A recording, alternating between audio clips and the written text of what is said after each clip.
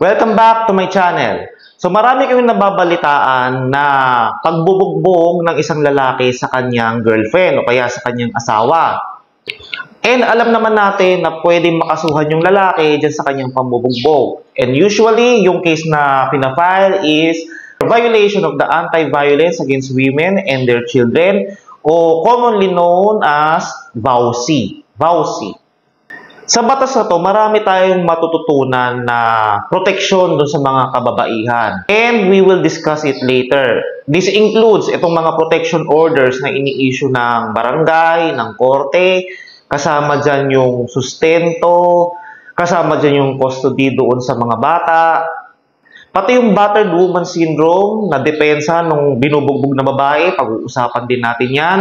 So, ang VAUSI case, may kulong dyan. But we will no longer discuss the duration of the penalty or the penalty of imprisonment kasi anytime pwede naman ma-amendahan yung ating batas. In this video, we will just focus our examples dito sa mga kababaihan. But before we proceed, update ko lang kayo sa mga libro ko. So, just click any of the links below para makabili kayo ng mga libro ko. It's either e-books or yung book ko. My videos are for academic purposes only. So, kung meron kayong actual case, better engage a lawyer near you. Don't take this as a legal advice. Kumbaga, take this video as a form of classroom discussion only. So, ano ba yung violence na sinasabi ng batas? So, this refers to any acts or series of acts committed by an intimate partner. Halimbawa, yung boyfriend mo, yung ka-live-in mo, or yung asawa mo, who the woman had sexual or dating relationship. Etong sexual and yung dating relationship, i-define natin yan later. Okay? So, yung violence committed against a woman who is his wife or former wife. Against a woman with whom the person has or had a sexual or dating relationship. Against a woman with whom he has a common child. Next is against her child, whether legitimate or illegitimate, within or without the family abode. Pag sinabi mong family abode, yan yung doon sa bahay, doon sa family home. This violence results in or likely to result in physical, sexual, psychological harm or suffering or economic abuse, including threats of such acts na nabanggit ko, battery, i-discuss ko anong ibig sabihin ng battery, assault, harassment, or arbitrary deprivation of liberty. So here are the acts of violence. Yung iba naman kasi self-explanatory. Ito yung mga yun, physical violence, sa madaling sabi, pambubugbog yan. Yung sexual violence, that includes rape or acts of lasciviousness, sexual harassment. Next is psychological violence. These are acts or omissions causing or likely to cause mental or emotional suffering of the victim. This type of violence includes, ayan, yung stalking. Alam naman natin anong ibig sabihin ng stalking. Harassment, intimidation, humiliation, and yung infidelity nung partner. Next is economic abuse. O halimbawa, mag-asawa, lalaki at babae. Ito si lalaki, hindi sinusustentuhan si babae or yung kanilang anak. Pero nilinaw yan ng Supreme Court sa mga rulings na to na dapat yung hindi pagbibigay ng sustento is the means selected by the accused purposely para makasakit dun sa babae or mag-suffer yung babae ng mental or emotional anguish.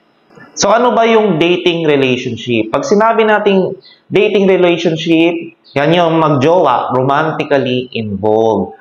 So, if casual acquaintance lang, halimbawa lumalabas kayo ng babae dahil sa inaalok ka ng insurance, hindi yan masasabing dating relationship.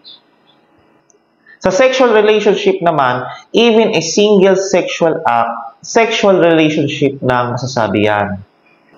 Next is the battered woman syndrome. Ito, ang babae is nakakaranas ng long history of abuse. So, hindi lang isang beses siya nasaktan, dapat may series of acts of violence. So, halimbawa, binugbog ulit si babae nitong partner niyang lalaki at napatay niya itong nambubugbog sa kanya. Si babae, pwede niyang gamiting depensa itong battered woman syndrome. At maaaring hindi siya makulong pagka napatunayan. Pero itong battered woman syndrome, kailangan diagnosed by an expert psychologist or psychiatrist. So, akala ng iba, maski ako, nung ako'y nag-aaral pa, akala natin is ang vowsy case, ang napaparusahan lang dyan, mga lalaki. Yung vowsy kasi na yan, pwede rin yung makomit, o yung violence dyan, pwedeng makomit din ng isang lesbian or kapwa babae. Basta mayroong sexual or dating relationship and nababiolate nung isang partner yung karapatan nung babae or nung kanyang anak. Ito, very interesting topic naman to. Paano kung merong urgency at alam naman natin na yung pagpa-file mo ng criminal case and yung pag-usad ng kaso sa korte, it may take time. Paano nga kung mayroong urgency? So, dyan papasok yung mga protection orders. Yung una dyan, yung barangay protection order. So, si babae, pwede siyang mag-apply sa barangay kung saan siya nakatira. And ang validity ng BPO o yung barangay protection order is 15 days.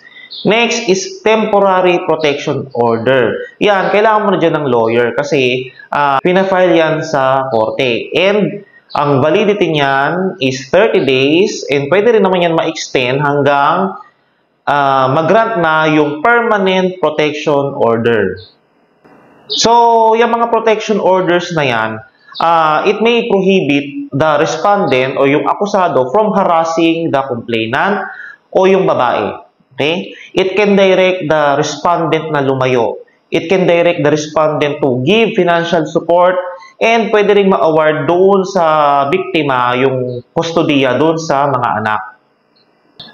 So ito, napaka-importante din. Pwede ba na itong mga barangay officials, itong barangay kagawad or punong barangay, pwede bang pagbatiin yung mag-asawa o yung mag-boyfriend-girlfriend? Pwede ba mag-mediate or yung conciliation na tinatawag? So yan, bawal na mga acts yan. Okay? Bawal. And lastly, para sa mga hindi nakakaalam, ang vowsy case is confidential. Kaya wala kang makikita sa Facebook or sa mga balita na ibinabalita yung status ng case ng mag-asawa. So that ends our topic today. Sana marami kayong natutunan kahit napaka-short lang ng discussion. Kahit yung mga important points lang naman yung diniscuss natin. Sana marami kayong natutunan. For now, please like this video, share this with your friends, subscribe to my channel, and do not forget to hit that notification bell icon para ma-notify kayo ng mga next videos ko na i-upload. Thank you very much.